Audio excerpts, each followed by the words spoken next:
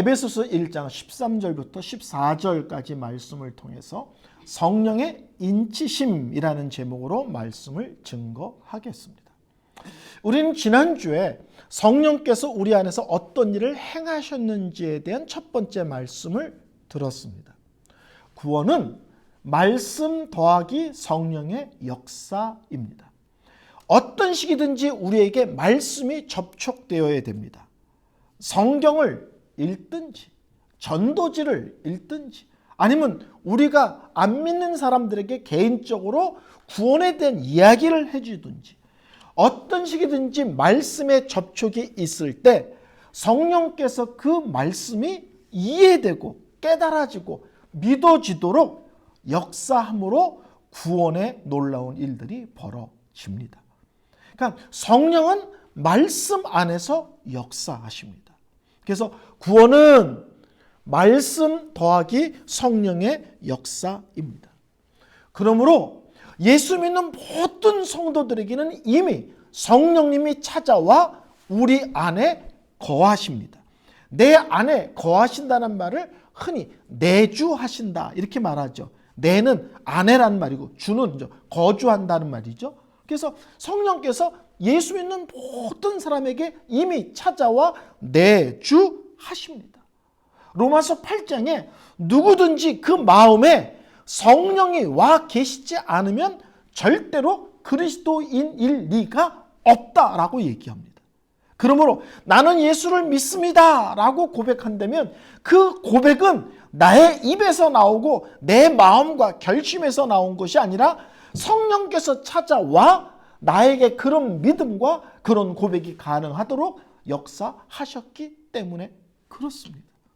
예수 믿는 모든 성도들에겐 이미 성령께서 찾아와 내 안에 계십니다. 내주하십니다. 그래서 우리는 예수를 믿는다라고 말하지만 정확히 말하면 성령께서 내 안에 역사하사 이 놀라운 예수를 믿어지게 하신 것입니다. 성령이 믿어진 거예요. 깨달아진 것입니다. 눈이 열린 것입니다. 성령께서 우리의 마음을 열어 움직여 주신 것입니다. 근데 한국교회는 이런 흐름들이 있었습니다. 성령 받은 증거는 방언이다. 이런 주장들이 아주 강하던 시대가 있었습니다. 그래서 방언하지 않으면 성령 안 받은 것 같은 오해, 착각들이 있었습니다. 근데 성경은 그렇게 말씀하지 않습니다. 정말 성령이 저 사람에게 찾아와 믿음의 역사를 했는지 안 했는지는 무엇으로 알 수 있는가? 고린도서 12장 3절에 누구든지 성령이 아니고는 예수를 주시라고 절대로 고백할 수 없다. 성령께서 찾아와 내 안에 계심, 성령께서 찾아와 내 안에 역사하심을 무엇으로 확인하냐면 분명한 신앙 고백으로 확인할 수 있다는 것입니다. 그러니까 성령은 구원의 시작점에 역사하시는 분이십니다. 그러면 이렇게 말할 수 있죠. 그러면 성령은 구원의 시작만 책임지십니까? 오늘 본문은 그 다음 과정에도 성령께서 역사하고 계심을 말씀하고 있습니다. 첫째, 오늘 성령의 두 번째 역사를 뭐라고 말하냐면 인치심이다. 이렇게 설명하고 있습니다. 그 안에서 너도 진리의 말씀 곧 구원의 복음을 듣고 그 안에서 또한 믿어 약속의 성령으로 인치심을 받았으니. 이게 인이란 말 아시죠? 인은 도장을 말하는 거예요. 도장. 근데 이 말을 오해하지 마십시오. 성령께서 찾아와서 예수 믿는 사람들 한 명 한 명에게 다 도장을 찍었다. 이런 뜻 아닙니다. 이제 그렇게 이해하는 분들 계세요. 너 성령의 도장 받았어? 뭐 이렇게 말하는 사람들이 있는데 이게 그런 뜻이 아니라 그 당시에 도장이 찍힌다는 것의 의미를 성령의 역사로 설명하는 거예요. 이해가 되시겠죠? 도장의 성령의 인치심이라는 것은 그 당시에 도장을 찍는다는 게 어떤 의미가 있냐면 소유를 설명합니다. 도장이 찍히면 이게 누구 건지가 확인이 되는 거예요. 이해가 되시겠죠? 이것은 지금도 확인이 되는 일들입니다. 제가 중3 고1, 고5간에 한국에 아주 히트쳤던 서부 영화가 하나 있었습니다. 그 영화는 시리즈인데 3탄까지 나왔나 뭐 그렇습니다. 근데 My Name is Trinity라는 영화였고요. 나중에는 뭐 트리니티라고 불러다오 뭐 이런 것도 나오고 해서 뚱뚱한 형님과 빼짝 마른 동생이 사고치며 돌아가는 서부 영화입니다. 설교자의 특징은 몇십 년 전까지도 다 끌어서 울어먹는 거예요. 제가 중3 연합고사가 끝난 날 교회 누나들이 저를 데리고 가서 그 영화를 보여줬습니다. 근데 그 영화 장면 중에 뭐가 나오냐면 이 형제가 어떤 동네에 가서 말들을 훔칩니다. 밤에. 그리고 그 다음날 다른 동네 가서 이 말을 팝니다. 말이 아주 실해요. 가격은 싸. 근데 아무도 안 사. 그리고 사람들이 그 말을 먹고 웃기만 해. 이해가 안 되는 거. 이렇게 좋은 말인데 왜 안 살까? 이렇게 싸게 파는데 왜 안 살까? 그래서 물어봐요. 너희들 이 말을 왜 안 사자? 그랬더니 사람들이 너 말 엉덩이 안 봤지? 엉덩이가 가서 엉덩이 살펴봐. 그랬더니 엉덩이에 뭐가 써 있는 거야? 각 농장의 주인들이 각 농장에 고유한 문양이 찍혀 있는 고유의 이렇게 모양이 찍혀 있는 그 도장을 그런 거 아시죠? 불로 지져가지고 엉덩이에다 찍는 거예요. 이 말이 도망을 가든 누가 훔쳐가도 딱 보면 이게 네 집 말인지 다 아는 거예요. 이해가 되시겠죠? 그러니까 사람들이 아무리 싸고 말이 좋아도 아무도 안 사. 왜? 훔친 말인지 다 아는 거예요. 엉덩이에 도장을 보면 이게 네 집 말인지를 아는 거예요. 성령의 인치심이라는 것은 성령께서 찾아온 것을 또 다른 관점에서 설명하는 거예요.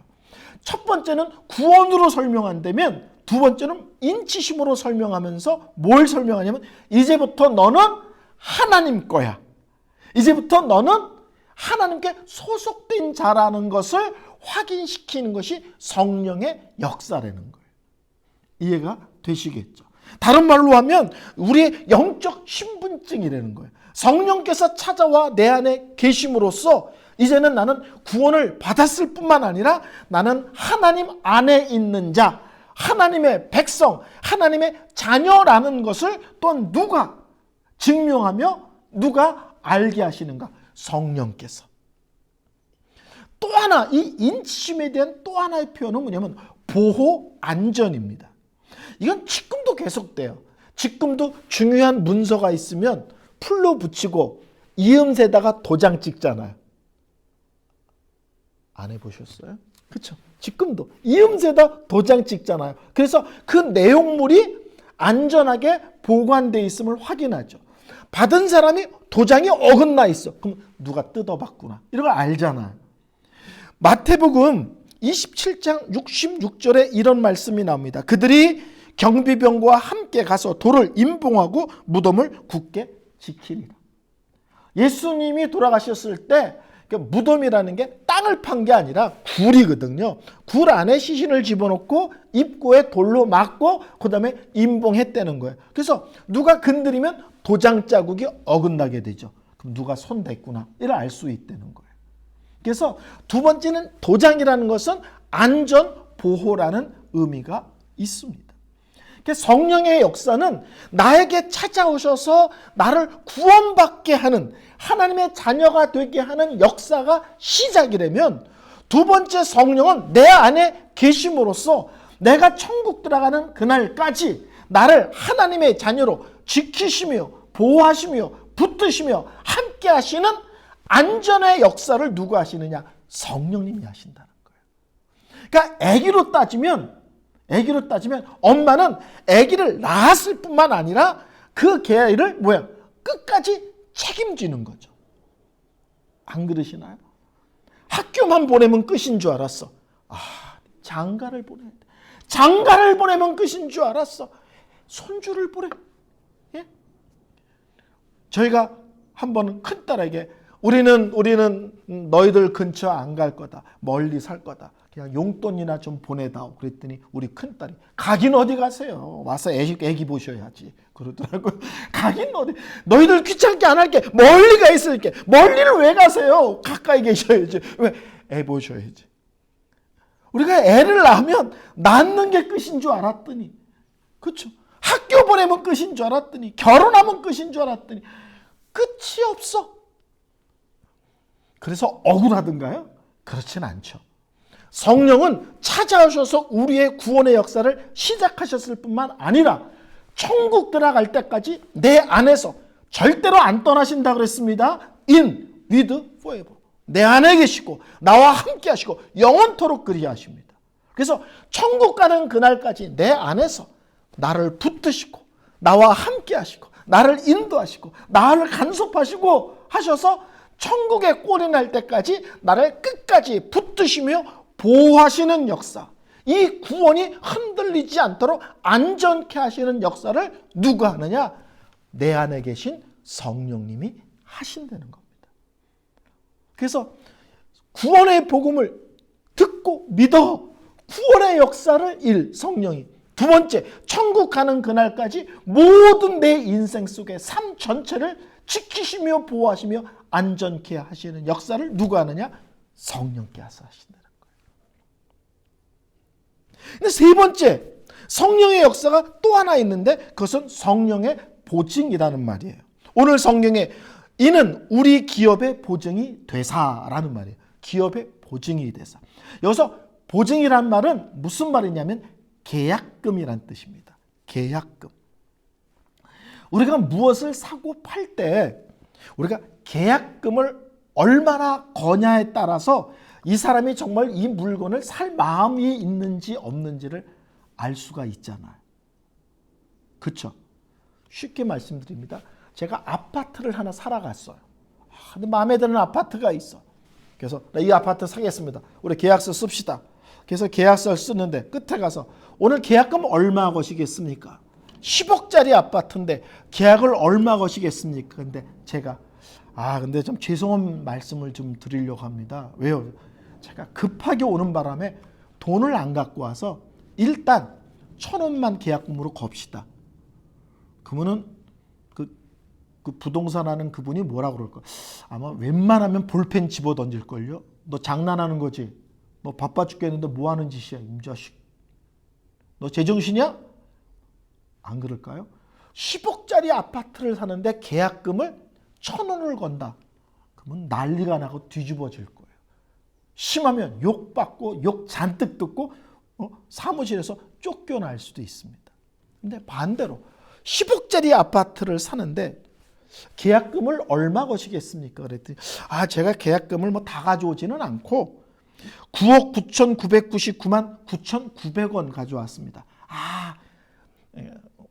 나중에 잔금으로 50원 치르고 잔액으로 50원 치르겠습니다. 그러면 집주인하고 부동산 하는 사람이 뭐라 그럴까요? 제 생각에는 아파트 열쇠 휙 던져주면서 가져가세요 이럴걸요. 10억짜리 집을 사는데 계약금을 100원 모자라는 걸 다 걸어. 9억 9,999만 9,900원을 걸어. 그럼 누가 봐도 뭐야? 이미 이건 이 사람 거나 마찬가지야. 그렇죠? 10원은 100원은 뭐야? 줘도 되고 안 줘도 돼. 이미 뭐야? 이 사람 거나 마찬가지인 거예요. 우리가 물건을 살 때 계약금으로 뭘 거냐에 따라서 정말 우리가 그 물건을 살 마음이 있는지 없는지가 확 드러난다고요. 자, 우리가 신앙생활 하다 보면 이럴 때가 있어요. 천국이 있대는데, 부활이 있대는데, 이 참 답답하잖아요. 가본 적이 없잖아요. 한 번은 주일학교 전도사님이 예수 믿으면 천국 가는데 천국이 너무 좋다는 얘기를 계속하니까 꼬마애가 손을 들더래요. 근데 전도사님은 천국 가보지도 않고 좋은지 안 좋은지 어떻게 이렇게 열심히 설명을 하십니까?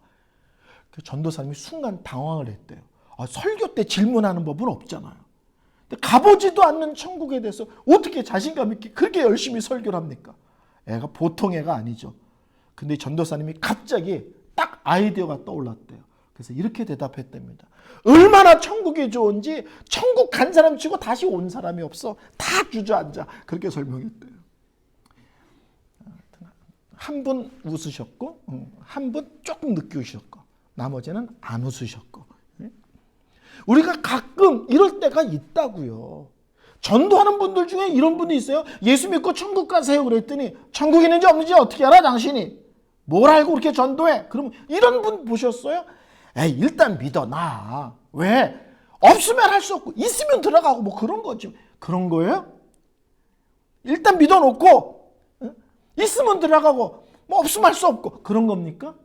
아니에요. 그래서 성경은 그런 부분에 대해서 의외로 똑부러지게 얘기합니다. 자, 가상 질문을 던질게요. 하나님, 나 죽으면 천국 들어가는 건 맞아요? 하나님, 나 죽으면 나중에 마지막 날 부활하는 건 맞아요? 하나님이 맞아. 성경에 써 있잖아. 맞아. 말로만 하지 마시고 계약금을 좀 거세요. 계약금을.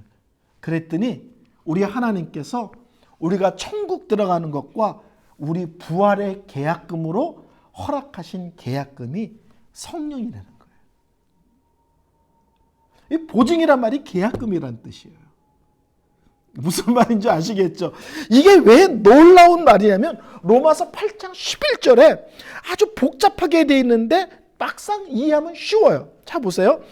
예수를 죽인 자 가운데서 살리신 이의 영이, 이게 성령님을 얘기하는 거예요. 성령으로 바꿔 읽어볼게요.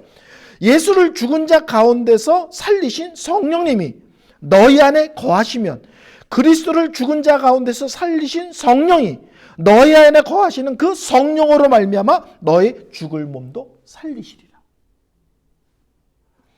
예수님이 돌아가셨는데 이 예수님을 부활케 하신 분이 성령님이라는 거예요. 근데요, 그 성령님이 네 안에 계시지. 예요. 근데 그 성령님은 너와 함께 하시지. 예. 절대로 떠나시지 않지. 예. 그 성령님이 나중에 너도 부활시킬 거예요. 예수님을 부활시킬 분은 성령님이신데 나를 부활시킬 분이 다른 분이다. 그러면 찝찝하잖아요. 급이 좀 낮은 게 계약금이네. 이럴 수 있잖아요. 이해가 되시죠? 그러니까 똑같은 분이 내 안에 계신 거예요. 예수님이 돌아가셨을 때 3일 만에 다시 살리신 분이 성령님인데 그 성령님이 네 안에 계시지. 예, 찾아와 계시지. 예, 너 분명한 믿음이 있지. 예, 고백이 있지. 예, 그럼 성령이 와 계신 증거가 있네. 근데요, 그분이 예수만 믿게 하는 게 아니야. 그러면요, 천국 가는 그날까지 너를 지키시고 보호하시고 함께 하시고 붙드시고 간섭하시고 안전케 하셔. 그래서요, 마지막 날 그 성령님이 너를 천국에 꼬린시키시고 마지막 날 너를 부활케 하실 분이야. 아멘? 그러니까 우리는 성령하면 방언, 성령하면 귀신 쫓고 이런 걸로만 생각하는데 성령께서 우리 안에 행하시는 구원의 역사가 되게 꼼꼼하십니다. 시작부터 과정부터 끝까지 그 모든 것을 책임지고 내 안에서 역사하시는 분이 놀랍게도 성령님이시라는 겁니다. 자, 설교를 한번 정리하겠습니다. 성령님은 첫째, 나를 믿어지게 하는 역사를 하시는 분이십니다. 찾아오셔서 내 마음을 여시고 예수님이 나의 구원자라고 믿어지고 깨달아지고 확신되고 담대하고 분명하게 고백하게 하시는 분이 성령의 역사입니다. 두 번째, 성령의 인치심이십니다.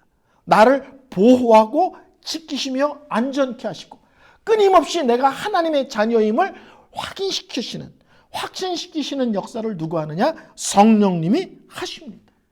천국 가는 그날까지 눈 깜짝할 순간도 침 삼키는 순간도 우리를 홀로 내버려 두지 않고 사랑의 품으로 품으시고 능력의 손으로 강하게 붙들어 지켜주시는 성령님이십니다. 세 번째, 성령님은 부활의 계약금이 되셔서 마지막 날 나를 부활시켜 하나님과 영원히 함께 살 수 있도록 하시는 역사도 성령님이 하십니다. 우리 성령님에 대한 고백이 좀 분명해졌으면 좋겠습니다. 내 구원의 모든 속에 성령의 역사가 시작부터 끝까지 맹맥히 그분이 역사하고 계시는구나 입니다. 저는 이 에베소서 1장 3절부터 14절까지 이 12절을 6번에 걸쳐 설교했는데 전체를 하나로 묶어서 설교 제목을 잡는다면 저는 그 주체할 수 없는 기쁨, 이렇게 제목을 잡겠어요. 왜 바울이 감옥에 있는데 에베소 성도들에게 안녕하십니까 인사함과 동시에 장장 12줄을 한 문장으로 쏟아놓는가? 성부, 성자, 성령 삼위일체 하나님께서 나 같은 죄인을 구원하기 위해서 행하신 크고 놀랍고 위대한 일들을 기억할 때 바울은 주체할 수 없는 거예요. 외치지 않고는 못 견디는 거예요. 이 놀라움을 나뿐만 아니라 밖에 있는 성도들도 분명하고 확실하게 알기를 소원하는 것입니다. 여러분, 이 에베소 1장 13절부터 14절이 세 단락으로 되어 있는데 끝이 다 똑같습니다. 그 끝이 뭐냐면 성부 하나님께서 창세전에 우리를 위한 구원의 계획을 갖고 계시다. 왜요? 궁극적으로 하나님께 영광 돌리기 위해서. 예수께서 이 땅에 오셔서 구원의 모든 일을 다 이루셨다. 왜요? 하나님께 영광 돌리게 하기 위해서. 성령께서 구원의 처음부터 끝까지 모든 것을 책임지고 우리 안에서 역사하시며 적용하셨다. 왜요? 영광의 찬송을 부르게 하기 위해서. 삼위일체 하나님의 각 역사를 항상 마무리를 뭘로 지냐면 그러므로 이제부터 너희들의 인생은 하나님께 찬양하는, 하나님께 예배하는, 하나님께 영광 돌리는 인생이 되게 하기 위해서. 아멘. 그래서 우리는 예배를 왜 드려야 됩니까? 이런 얘기를 할 때 오늘 성경 본문은 너희가 구원받았기 때문에 이렇게 설명하는 거예요. 그러니까 구원에 대한 원리를 제대로 깨달아야 참된 예배자의 삶을 살 수 있는 것입니다. 아멘. 예? 구원의 도리를 제대로 깨달아야 참된 예배자의 삶을 살고 잘 예배를 드릴 수 있는 것입니다. 저는 우리 성도들이 이 구원을 난 20년 전에 예수 믿었어. 난 40년 전에 예수 믿었어. 과거에 흘러간 노래처럼 고백하지 않았으면 좋겠습니다. 내가 구원받음이 오늘도 나에게 감격이 되고 기쁨이 되고 뜨거움이 되고 간절함이 되고 주를 향한 사모함과 열린 모습이 되고 이 놀라운 역사 앞에 내가 하나님 앞에 어떤 삶을 살던 무엇을 드리던 그것이 항상 한없이 부족한 내 인생임을 놓치지 않았으면 좋겠습니다. 그래서 정말 예수를 분명히 만난 사람은 꼭 억울함이 있습니다. 대학생 때 예수를 만났다면 이런 억울함이 있는 거야. 내가 고등학교 때 친구가 우리 교회 예쁜 여자 많다고 할 때 그때 교회를 가서 예수를 믿었으면 내 인생을 3년은 더 하나님께 드릴 수 있었을 텐데. 중학교 때 예수를 믿었으면 옛날에 길거리에서 북치면서 여름 성경 한다고 부를 때 그때 그냥 따라갔으면 내가 내 인생을 몇 년 더 하나님께 더 잘 드릴 수 있었을 텐데. 예수를 믿고 이 놀라움을 알면 하나님께 무엇을 드리던 무엇을 바치던 항상 속상한 거야. 더 드릴 수 있었는데, 더 잘할 수 있었는데, 더 온전하게 할 수 있었는데, 더 많이 할 수 있었는데, 더 감사로 할 수 있었는데, 더 사랑으로 할 수 있었는데, 더 뜨거움으로 할 수 있었는데. 이 은혜를 알면 항상 하나님을 향한 그런 뜨거움이 우리 속에 있습니다. 저희는 우리 교회 성도들이 구원에 대한 놀라움이 과거의 고백으로 끝나지 않고 오늘 내 신앙의 모든 것에 항상 근거가 되고 동기가 되는 그런 모습의 성도들, 모습의 교회가 되기를 소원합니다. 우리 다 같이 찬송가 부르도록 하겠습니다. 183장